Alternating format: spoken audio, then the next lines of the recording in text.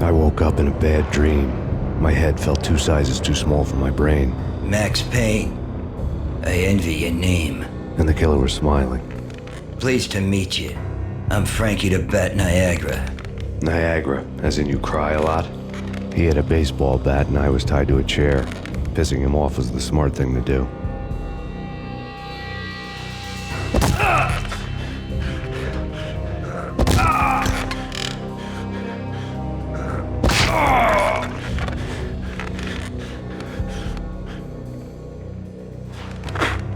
Nothing wrong with a little laugh now and then. Take me, for example.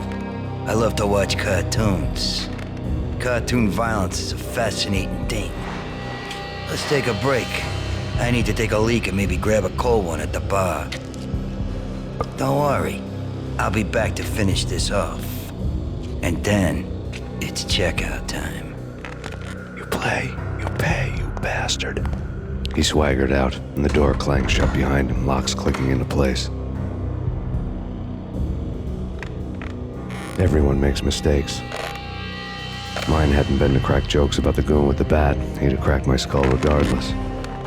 It hadn't even been to trust a girl with a gun. I had blindly gone after the first bad guy on my hit list when I should have been aiming further up the ladder, at the head of the Punchinello family. I couldn't bring myself to be pissed at Mona. Guess I had a soft spot for her pretty face.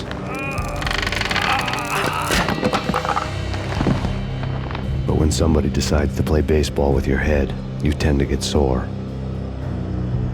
They had dragged me back to the basement of Lupino's hotel.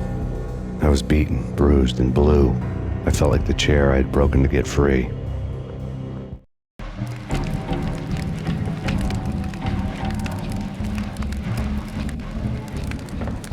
All I had was Niagara's bat. Hey!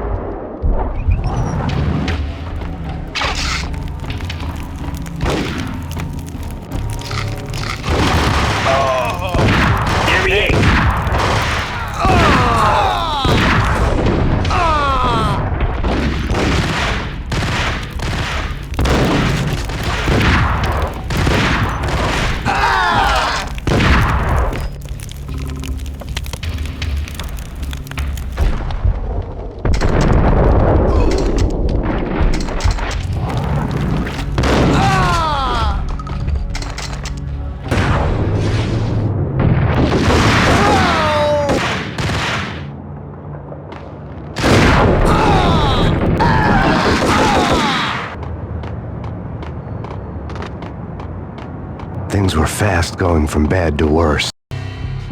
The men in blue had come and gone. They had decorated the place with chalk outlines and tied it together with yellow tape. The cops who had stayed behind were dead. Frankie, his boys, and I had the place all for ourselves. Just forget about it. Just forget about it. Hey, just forget about it. Forget about it! That crazy witch, you should have heard her. She was a real scream when the boys caught her trying to cap the Don. Oh, that's friggin' bad. To the trio? That's even worse than what Frankie's doing to that poor bastard downstairs. She's gonna take a long time to die. The mobster muscle on the phone was talking about Mona. Punchinello's trio were nothing but bad news.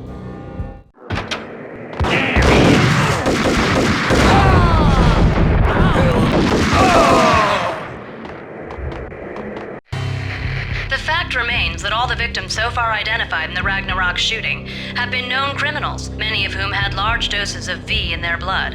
Reliable sources say that Max Payne was also among those killed, although no body has been recovered at this time.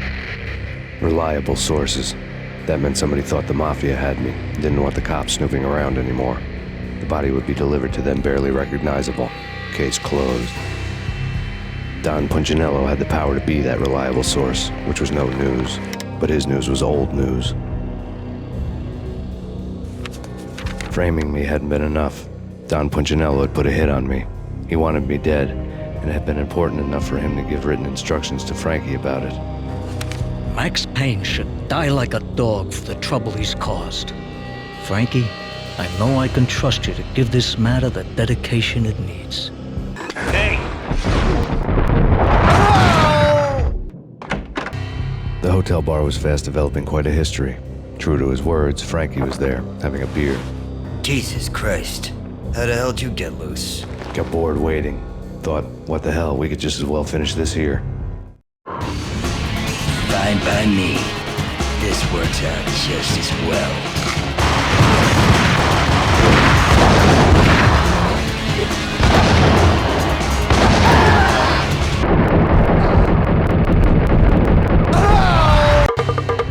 Thank you. You've been a lovely audience. Had enough? I don't play with girls anyway. Unfair! I spotted the tail as soon as I left the hotel. A big black Mercedes. I'd seen the car before. That time it had heralded impressive explosions. Vladimir was back. Bang!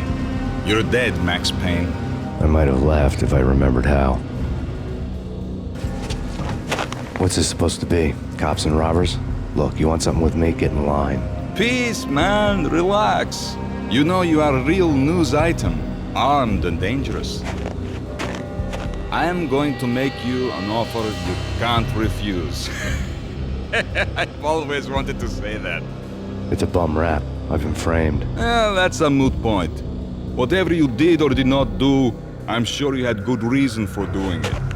Want to hear me out? I'm listening. Punchinello messing with V is bad for business all around. But that's not all. There is this guy, Boris Dime, used to pull jobs for me. He's the captain of the cargo ship Charon. Now the bastard turncoat has gone over to the other side, Punchinello's. The ship's loaded with high-res hardware, guns, my business.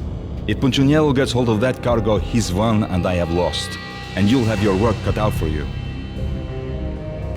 If you want to get to Punchinello, you'll need heavy-duty persuaders. I am just the man to get them for you. Change the ship back under my flag, maybe pop 2 in the traitor Dime's head while you're at it. You'll get enough guns to start the apocalypse. You in or out? Let's get this show on the road. Vladimir was one of those old-time bad guys with honor and morals, which made him almost one of the good guys. None of us was a saint. The Brooklyn riverfront was a maze of rusty containers, sharp-boned cranes looming up from the snowstorm. On a night like this, you couldn't help but think of the dark army of dead men sleeping with the fishes, cement shoes in line. No Minotaur lurked in this labyrinth, but somewhere out there, on the clanking deck of his cargo freighter, the skipper of the Chiron was waiting, like the ferryman of the river Styx.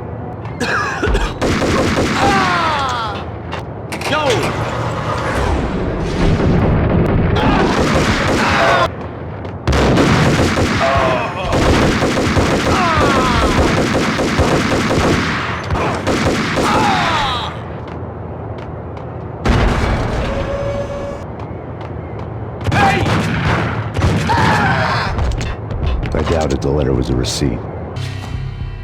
Rico Muerte had come to town to do more than just sort out family troubles. Exhibits number 1, 2, and 3. Briefcase of money, a sniper rifle, and an envelope with one word neatly printed on a folded piece of expensive paper. Mayor. It didn't sound like a mafia contract at all. It was too cold and too to the point.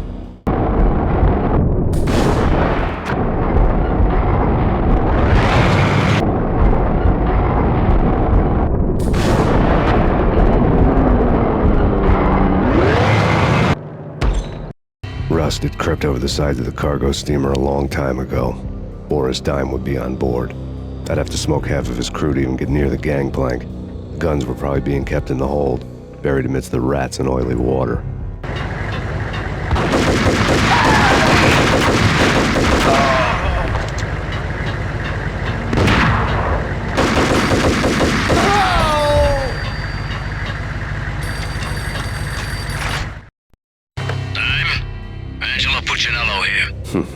Angie, tell me, how much did Dime cost you? I bet it was more than his name. Max Payne. Right the first time. You're dead, punk. You sure you're not confusing me with Boris here? But you are right, of course. Pretty soon we should get together and have a talk. You son of a... Pissing Punchinello off was a dangerous game, but when people get mad, they make mistakes. I should know. That's where I wanted Punchinello, mad enough to trip over his own feet, preferably into a grave.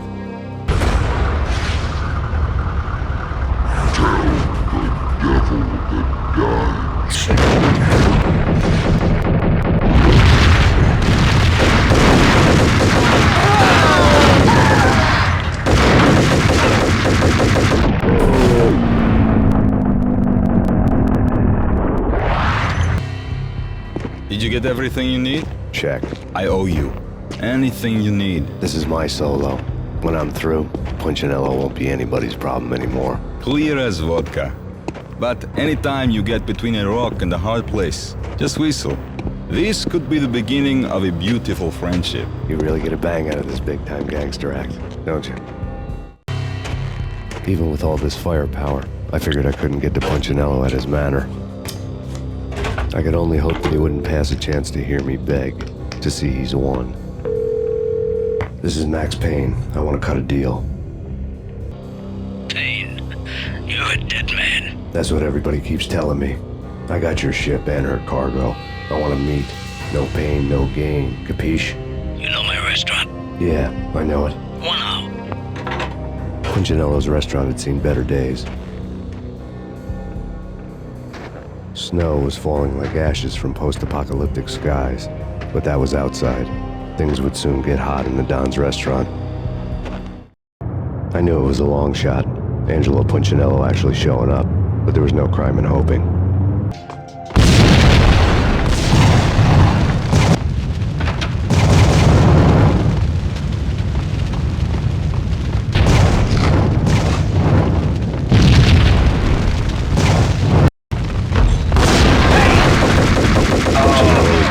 Get me. The feeling was mutual. He was trying to put out my flames with gasoline.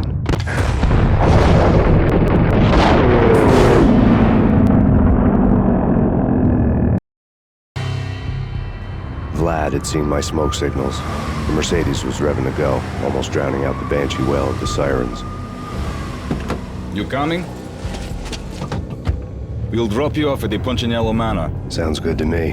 When this is over, look me up. I could use a professional like you. I'll keep that in mind. The night groaned with cold. The garden lights flickered nervously. In their light, the falling snow was dead white before the darkness ate it up. I had heard the stories. The trio were mad dogs. They'd have hung the heads of their enemies over the manor gates if the capo had only let them. Punchinello wanted pain. He'd see the pain. The trick in my situation was that there was no trick, no matter what the movies tell you. No rules, no secret mantra, no roadmap. It wasn't about how smart or how good you were. It was chaos and luck, and anyone who thought different was a fool. All you could do was to hang on madly, as long and as hard as you could. Someone had graciously left the back door open for me and killed the guards. My money was on Mona. I knew the trio would be standing between me and Punchinello. I had read their rap sheets, thick as phone books. No one would be walking out of here alive. The numbing cold of the broken night had followed me in. Upstairs, the trio tangoed down the manor halls to the silent rhythm of their murderous hearts, the blood of their victims rust on their lips. Vince Mugnano, Pilot Providence, a.k.a. Big Brother, and Joe Deadpan Salem. The pistol was a frozen lump in my hand, piercing the skin, gnawing me to the bone. He's here!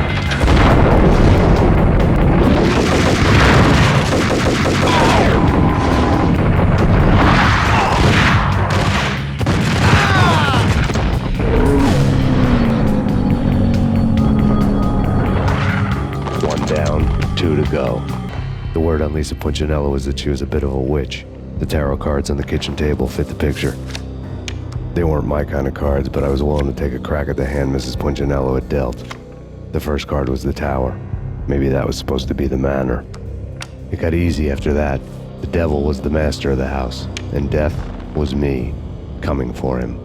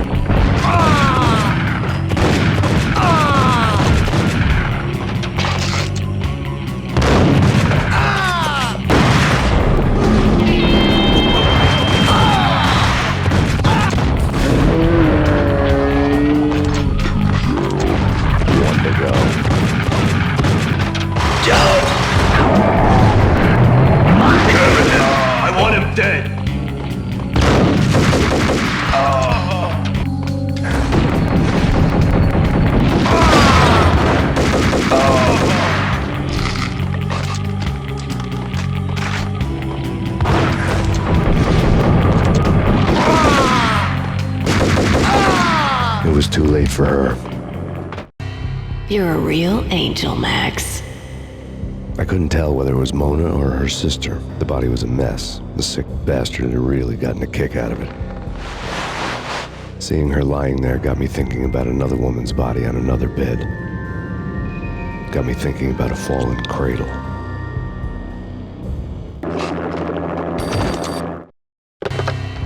Max Payne. Talk to me. Alfred Woden. You've got company. An armed helicopter just landed on the manor grounds. You must hurry. The more the merrier. Outside my door. Hurry. He's coming for me. You gotta hurry. Please. I could hear Punchinello on the phone begging for help. He should have been saying his goodbyes. Punchinello was a pushover. The moment I stepped into the room, he folded like a deuce before a royal flush. No, wait. I was just doing what I was told. I couldn't refuse. She's someone high up. Government, maybe. I don't know. He was trying to buy more sand for his hourglass. I wasn't selling any.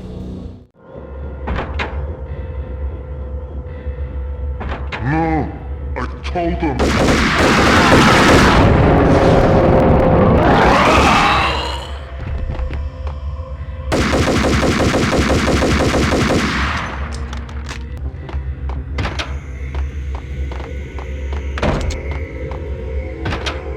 Drop it.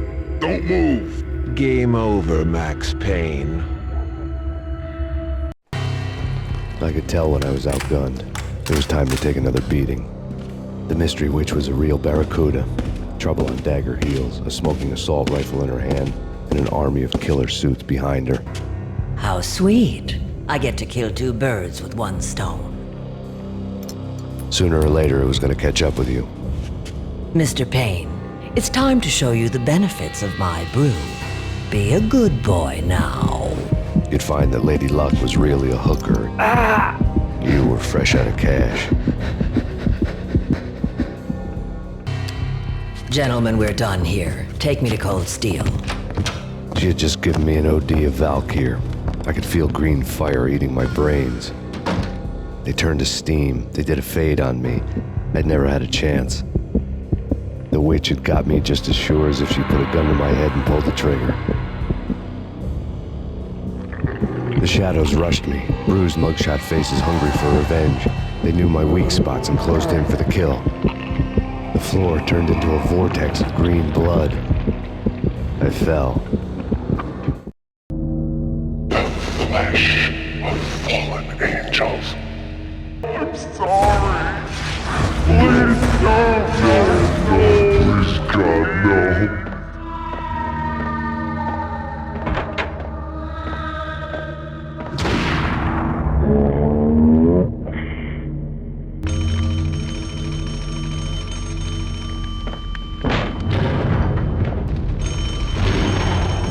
The weird piece of paper looked dangerous.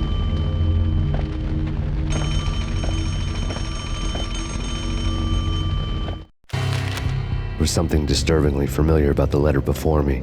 The handwriting was all pretty curves. You're in a computer game, Max. The truth was a burning green crack through my brain, weapon statistics hanging in the air, glimpsed out of the corner of my eye, endless repetition of the act of shooting, time slowing down to show off my moves, the paranoid feel of someone controlling my every step. I was in a computer game. Funny as hell, it was the most horrible thing I could think of. Don't lose it. It's Valkyr. The drug. Snap out of it. Try to remember. It was a bad line in a prank call, someone spouting insane babble. I couldn't make sense of it. But I had an overwhelming sense of deja vu, and the caller's voice sounded oddly familiar. Slowly, the green nightmare faded, leaving dark stains on my soul that would never come off. I felt like flatlining. I was all shook up. I woke up in a cold sweat, sick and tired to the bone, lying in a puddle of my own puke. The hag had said take me to Cold Steel before it had all gone crazy. It was a clue, the only one I had. It took me forever to crawl back to my feet and hit the road, but when I did, I drove straight to Cold Steel Foundry outside the city. There was a whole lot of action around the place for a freezing winter night. Trucks coming and going, men running. I had the drop on the mystery witch. She thought I was dead. I was on her blind side. I was going in. The bad trip had put me in a crazy mood, adrenaline pumping through my aching veins. Staggering on the mill roof in ice and snow and wild wind, I was a ninja. My kung fu was strong. I wasn't kidding anybody. At best, I was Superman on kryptonite about to fall through a skylight, down to where it was all going down. A half-abandoned industrial area in the middle of nowhere. The factory was a perfect front for any number of illegal activities.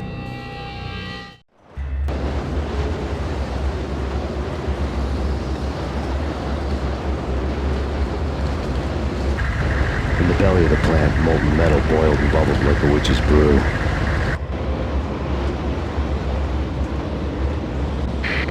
Possible infiltration in progress. Redgun Gamma.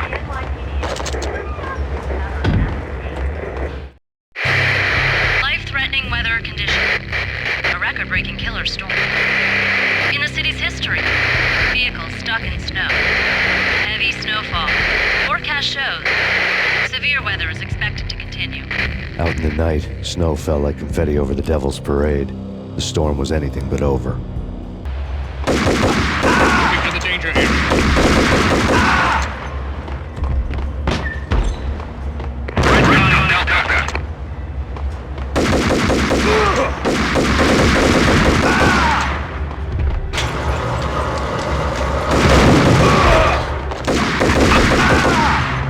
I call it Dick Justice. I rest my case.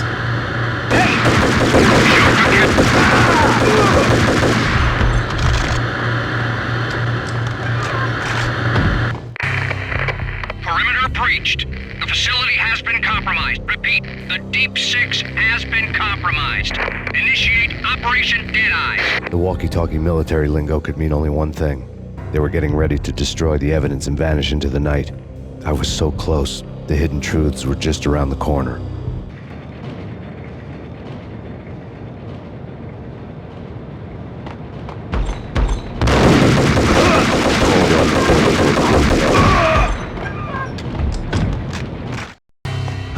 The mercenaries were running a tight operation, paperwork and all. Merchandise missing again. A chemist had tried to smuggle it out for his own private party. Locked him up in cell B7 in D6's old test facility to wait for proper processing. I was close enough to hear the secrets, just beyond the next doorway.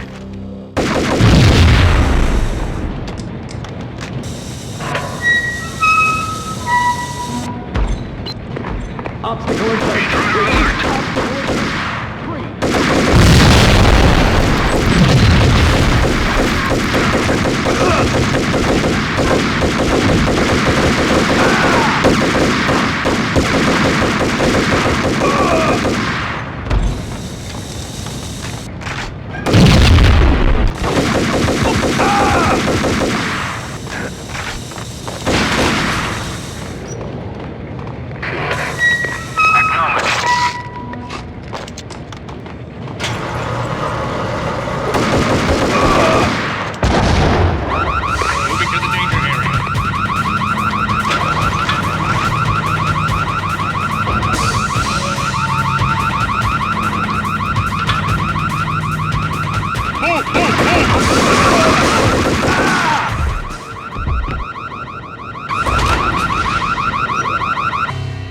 I had taken on the role of the mythic detective, Bogart as Marlowe, or as Sam Spade going after the Maltese Falcon to unravel all the mysteries.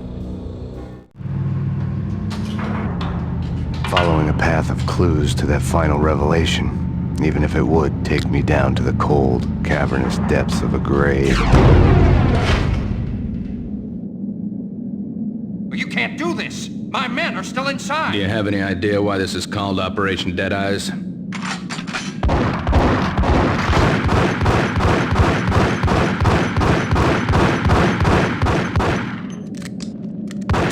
I think he's dead already. Let's do it.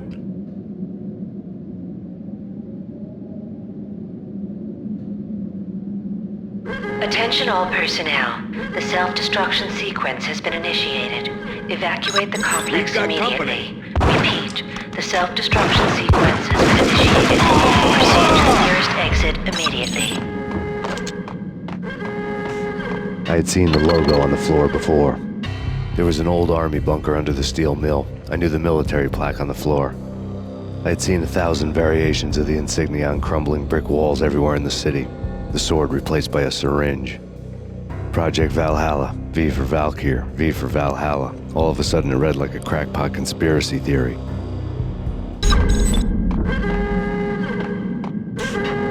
The chemist had been using the workstation when he died. The half-life of the lab rat had ended online, his password blinking on the screen. 665. Hey, in here! Hey! Get me out of here! I'm innocent! Attention all personnel. Let me out! The self-destruction sequence has been initiated. Proceed to the nearest exit immediately. Thanks! I thought I was gonna die in there for sure. I need you to get me through the decontamination chamber airlock. You're crazy! No way! The place is blowing up, for Christ's sakes! Either that or back to the cell. Your choice. Okay, I'll do it. I'll do it.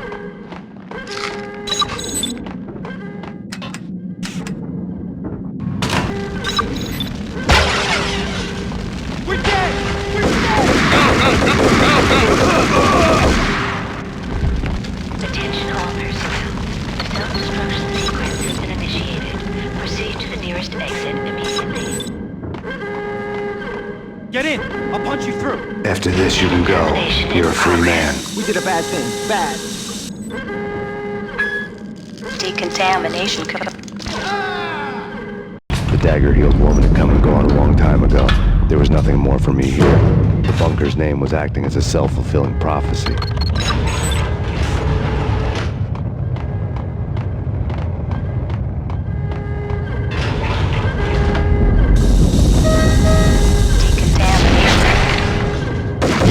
Self-destruction imminent.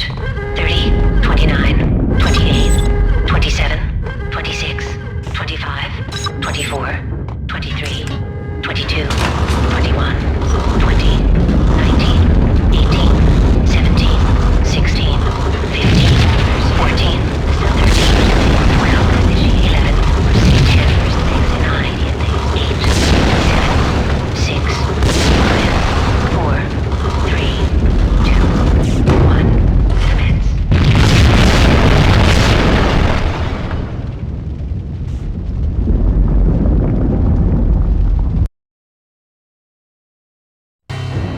You piece together a jigsaw and the final picture is you finishing that same puzzle. A mad, green-eyed killer standing behind you. An urban legend come true.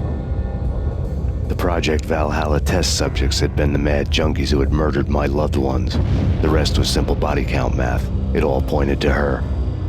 Ms. Valkyr. The factory went up in a fiery inferno behind me. All my leads were dead, turned to smoke and dust. I had lost my way. I hadn't slept in a million years. I felt thin as death. I'd been living on an endless supply of week-old donuts. They were fuel for this crazy furnace inside my head. I couldn't remember when I had last seen the sun.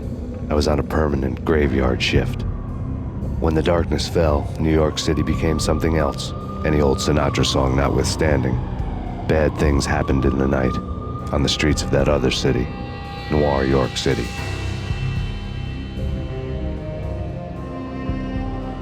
I was in an all-night diner, downing cup after cup of coffee that tasted like engine oil, when a new message from BB got me back on the killer track. What the hell happened at Roscoe Street? Maxie, I'm going out on a limb here. We need to talk this through, come up with a plan. 2:30 a.m., the Choir Communications Garage. The more I thought about Alex's murder and the frame-up, the more it felt like an inside job. I should have seen it coming.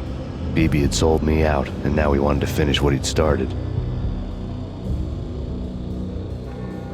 The garage was dead. BB showed up in his tailor-made suit, gold watch, and cufflinks to match, all way beyond a cop's pay. Maxie. Oozing suave charm, he was guilty as hell. What the hell does BB stand for anyway? Backstabbing bastard? Come on, don't be like that. Have a cigar. I don't smoke. Maxie, you have no idea how big this is. It's huge. You have no idea. I think I do. You're a bribe-taking bent cop who sold out his partner. Those mobsters in the subway were a dead giveaway. Hard to miss. Bet it was exactly like this with Alex. Up close and personal. You can't win this one, Max. No, but I can make damn sure none of you do either. BB turned out to be another cardboard cutout bad guy.